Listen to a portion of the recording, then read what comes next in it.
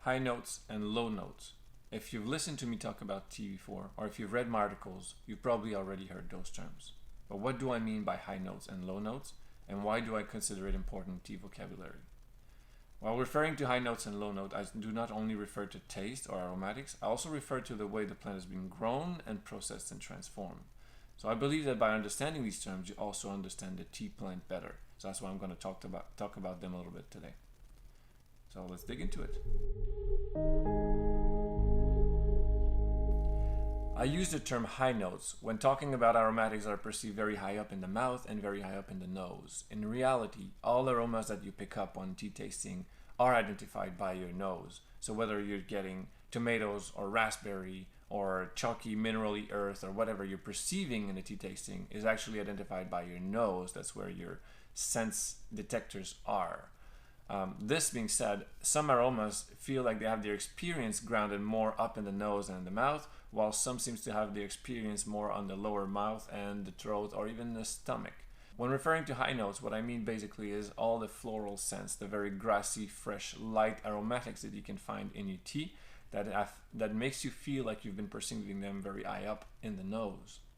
So say you have a very fresh green tea that is very grassy. When you drink it, you get that kind of a sensation that you've put your nose under your lawnmower and you've been sniffing freshly cut grass. On the same kind of example, if you've been drinking a white tea that has very floral bouquet or very floral scents, it feels as you drink it that you're sniffing flowers in itself. So the experience of the aromas are grounded very high up in the body, so up in the mouth and up in the nose. On the opposite side, the vocabulary I use when I say low notes is something that is grounded more in the mouth and the throat. So this will refer more to the aromatics like fruity, woody, earthy, and mineral. So say you're drinking a H tea, a pu'er, that tastes very much like wet earth, or that it tastes like wet rock or petrichor, or anything that related to ground aromatics. These are usually felt very low into the mouth and the throat, and they are perceived to me as something that is very grounding. So that's why I bring them back low to the terms that I use as low notes for this. High notes in themselves are very volatile. This means that over time they don't keep well in your tea. That's because they come from very young material and often very delicate material. So the floral scents and the very fresh grassy scents that you have in your tea often come from either the buds that have been picked during the harvest, so the very, very young shoot with still the peco on them, the little dawny duvet that's present on top of the bud, or it comes from a very, very light transformation of a very fresh leaf that will keep the taste very green, very fresh, very floral. And not only are they very volatile, they're also very susceptible to change and break with heat. So if you boil your tea or your white teas or your green tea or your very fresh green tea, if you steep them in very hot water, these aromatics tends to break down and tends to dissipate. So usually these teas we're going to like to steep with colder water so we don't break them out, and we try to keep them as intact as possible. If you put a flower into boiling water, you'll see its scent change very quickly. It's not going to smell the same as if you smell it fresh. Kind of the same principle with the tea leaves, especially the younger material that has a very high notes in the tasting. On the other hand, the low notes are usually brought into the leaves by the oxidation process. So they come from a process of oxidating the tea leaf, hence they aren't neither very volatile nor are they very susceptible to further oxidation. So say you take a young tea leaf from the garden, you just pluck the tea leaf, it's green, but if you leave it over time, it's going to brown, it's going to oxidize, it's going to turn into black tea. In the same way that if you peel a banana or open an avocado or cut an apple in half, they're going to start to go brown over time and oxidize. Tea leaves does the same. You can even further oxidize or accelerate the oxidation process by adding a little bit of heat and perhaps a little bit of humidity to the leaves.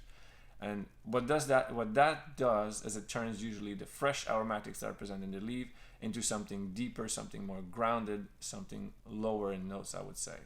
So the tastes are essentially like the woody taste that would taste like branch or dead wood, or something that tastes even like fresh sawdust. And also the grounding, the earthy notes, so the notes of wet soil, of mushrooms, of barnwood, all these notes that are very essentially grounding or tasted lower in the mouth and lower in the throat and the body usually come from that oxidation, perhaps fermentation process even. So as opposed to the high notes, which will eventually oxidize and transform over time, The low notes that are present in tea are not very fragile, so you don't need to really keep them in a very sealed or tight environment as you would need to with a fresh tea to keep it very fresh. On the other hand, you can also leave them aside and not drink them very fast. Their experience might change and perhaps even improve over time. As with very floral teas with a lot of high notes, their experience over time tends to decrease dramatically. The fresher, the better. So all in all, I would say the teas that have the highest content in high notes are usually the white teas and the fresh green teas, and perhaps some of the very early first flush Darjeeling teas. If you've already had a first flush Darjeeling tea, you've probably had a lot of floral scents in the tasting itself. So these teas are usually kept very green. They have minimal transformation, and that's why they, in the end, keep their high notes very present. On the other hand, a tea that has a lot of low notes would be a dark oolong. It would be something like a dark Chinese tea or black Chinese tea. Dark teas also, heicha, or the fermented teas, pu'er, all have heaps of low notes, and they do tend to keep very well over time. So that's it for the high notes and low notes. I hope you enjoyed the video, and I'll catch you up in the next one.